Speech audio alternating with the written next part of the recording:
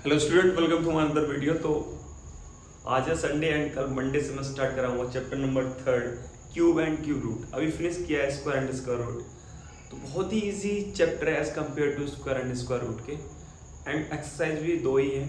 तो आज मैं ही पूरा वीडियो अपलोड कर दूंगा मैं, एंड मंडे को अर्ली मॉर्निंग आपको ये वीडियो, शायद आप देख रहे हो मेरा चैनल तो पता चल गई होगी, पूरी वीडियो अपलोड हो जाएंगी। एंड होप कर रहा हूँ कि जिस तरीके से सेकंड चैप्टर आपको समझ में आया उससे और बेटर तरीके से ये थर्ड चैप्टर समझ में आएगा।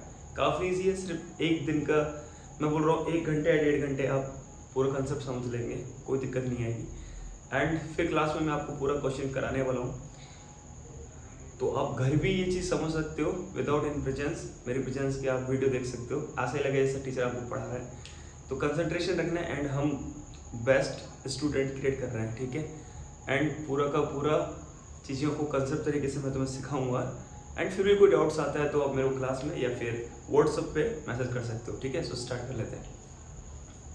जैसे जब मैं स्क्वायर निकालता था तो किसी नंबर को एक बार उसी नंबर से मल्टीप्लाई करता था, एंड अभी जब मैं क्यूब निकालूंगा तो उसी नंबर को 2 बार और मल्टीप्लाई करूँगा। यानी कि जैसे मेरे को 5 का क्यूब निकालना तो 5 × 5 × 5, ठीक है।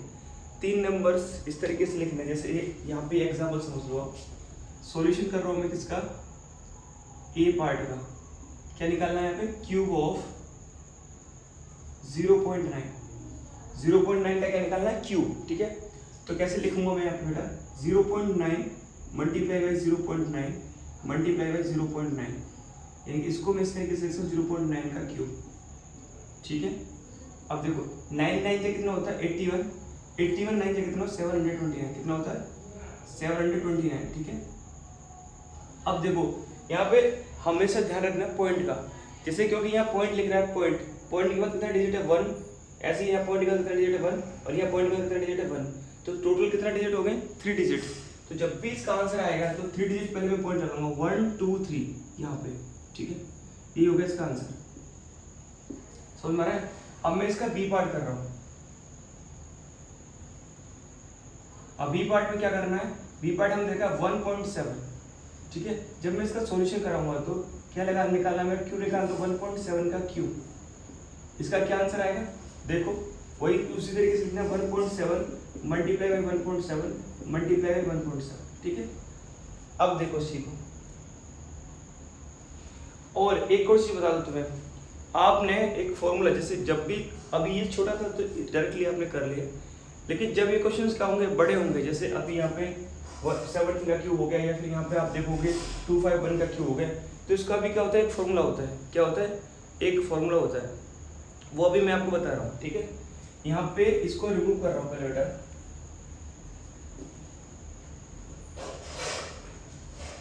देखो आपने एक चीज पढ़ी होगी, a + b का होल क्यूब।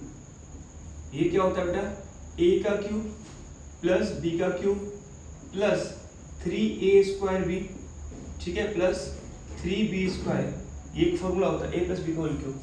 तो जब भी क्वेश्चंस बड़ा हो, थोड़ा वैल्यू थोड़ी बड़ी आए, तो हम ये फॉर्मूला यूज कर सकते हैं, ठीक है। जैसे अभी इसमें यूज करके दिखाऊंगा मैं तुम्हें। आप डायरेक्टली मल्टीप्लाई करोगे तो 1.7 का मल्टीप्लाई फिर 1.7 में, यानी कि 17 मल्टीप्लाई बाई 17 फिर 17 करोगे। एक तो ये तरीका और एक ये क्यूब वाला तरीका। देखो अब मैं इस 1.7 को कैसे लिख सकता हूँ, देखो इसे मैं ऐसे लिख सकता हूँ ना, 1 + का 0.7, इस तरीके से लिख सकता हूँ कि नहीं, 1 + का 0.7, 1.7 ही तो होगा। अब देखो, अब a का क्यूब, a क्या है यहाँ पे 1 है, ये जो a है, जैसे यहाँ पे a है तो ये 1 ही तो है, तो 1 का क्यूब कर दिया बेटा, प्लस b क्या है 0.7 है, तो 0.7 का क्यूब कर दिया, ठीक है, प्लस 3 × a क्या है 1 का स्क्वायर बेटा, इंटू b क्या है 0.7, ठीक है।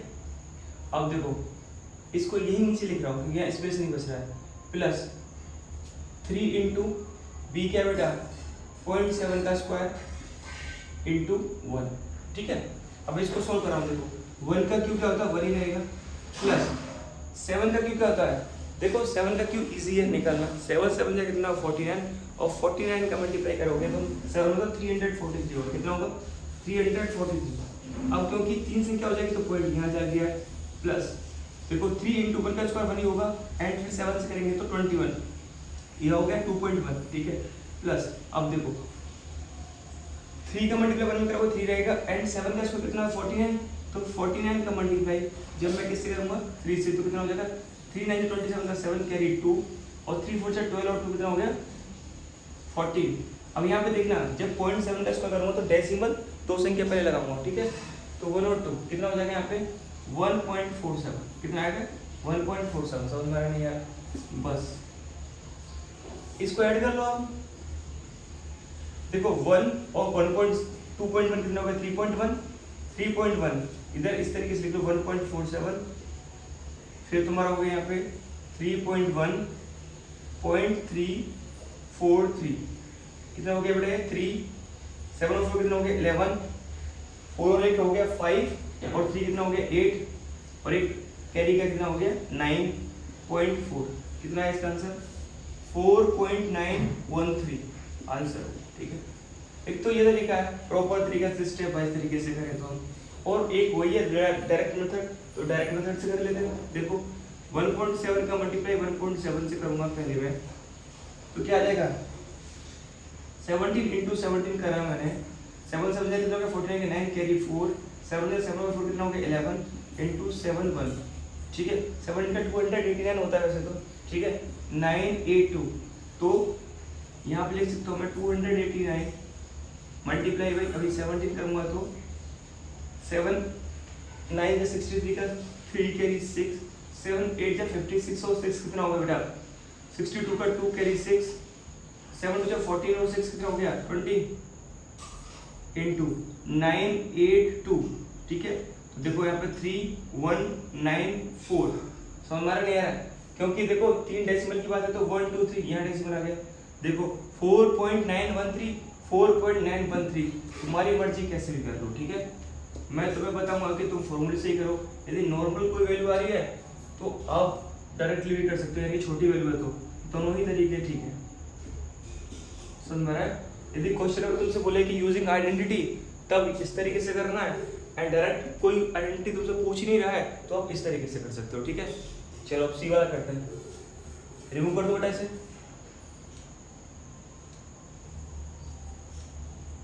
अब देखो सी वाला देख लो बेटा, सी वाला डायरेक्ट हो जाएगा सॉल्यूशन, क्योंकि 5 का मेरे को पता है कितना है, 5 का क्यूब क्या होता है 0.05 का क्यूब क्या रहेगा वो, देखो 5 का क्यूब होता है 125, यहाँ लिख दिया मैंने 125।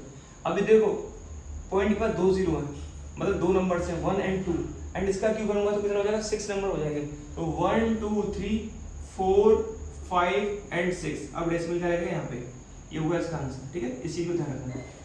अब देखो इसको करेंगे, इसको मैं डायरेक्टली कर लिया, इसको आइडेंटिटी से करूंगा। देखो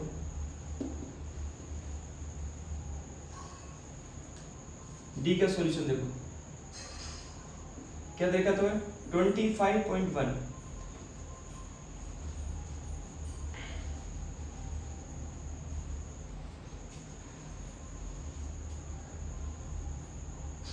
क्यूब ऑफ 25.1। अब इसको करने के लिए वही तरीका यूज करेंगे हम, a प्लस बी को होल क्यूब, तो यूजिंग आइडेंटिटी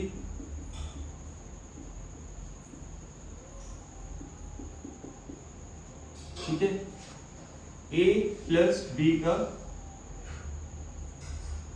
देखो या तो ये आइडेंटिटी यूज कर लो, नहीं यही करेंगे, a प्लस बी का whole cube is equal to a का क्यूब प्लस b का cube plus 3a square b plus 3b square, ठीक है बेटा। अब मैं इसको कैसे लिख सकता हूँ 25.1 के क्यूब, और कैसे लिख सकता हूँ 25 प्लस 0.1 लिख सकता हूँ ना, क्योंकि समझ में नहीं आ रहा है चीज। अब देखो a का क्यूब क्या आ जाएगा 25 का क्यूब, b का क्यूब 0.1 का क्यूब प्लस 3 इंटू a कितना होगा 25 का स्क्वायर इंटू 0.1 प्लस 3 इंटू 0.1 का स्क्वायर इंटू 25 ठीक है। अब यहाँ पे देखो 25 का क्यूब थोड़ा सोल्व करेंगे यहाँ बेटा, 25 का स्क्वायर कितना होगा 625 इंटू 25, 5 5 25 को 5 कैरी 2, 5 2 से 10 और 2 12 का 2 कैरी 1, 5 6 से 30 और 1 कितना हो गया 31, 50 एंड 12, 5 2 6 5 1, कितना हो गया बेटा ये 1 5 6 2 5 प्लस, देखो इसका तो 1 ही आएगा 1 का क्यूब, लेकिन पॉइंट के हिसाब से क्या लिखेंगे, एक संख्या 1 2 3 यहाँ पे आएगा, ठीक है ऐसे मिलाएगा। अब देखो इसको सोल्व करूंगा तो 25 का इसका कितना होगा 625, एज 625 का जब मल्टीप्लाई करूंगा मैं किसमें 3 में, तो क्या हो जाएगा 3 5 जा 15 5 कैरी 1, 3 2 6 और 1 7 और 3 6 से 18, कितना हो गया बेटा ये 1875। डेसिमल की बात करें तो 1 यहाँ जाएगा, ठीक है प्लस, अब देखो 25 3 कितना होगा 75 एंड डेसिमल की बात करेंगे तो यहाँ आएगा, ठीक है क्योंकि 1.1 का स्क्वायर करेंगे तो क्या जाएगा 0.01, ठीक है बस इसको कर लो सॉल्व ऐड।